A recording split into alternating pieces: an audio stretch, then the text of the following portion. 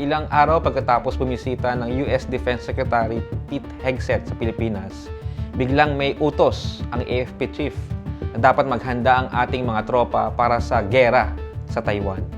So lumalabas ngayon ang tunay na dahilan kung bakit pa nagkaroon ng 3 EDCA sites sa North Luzon.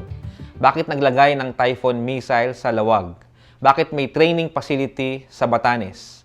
Bakit tinagdagan ang mga military exercises sa Luzon? Ang intensyon talaga ay hindi para sa seguridad ng Pilipinas, hindi para sa humanitarian assistance disaster relief, kundi bilang paghahanda sa gera.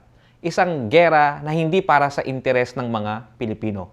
Walang ibang dahilan ito kundi suportahan itong warmongering ng US laban sa kanyang rival na China.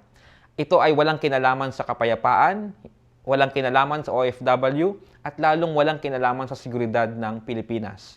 Kundi swak na swak sa agenda ng US na magkaroon ng kaguluhan dito sa Asia-Pasipiko at manatiling makapangyarihang superpower dito sa panig ng mundo.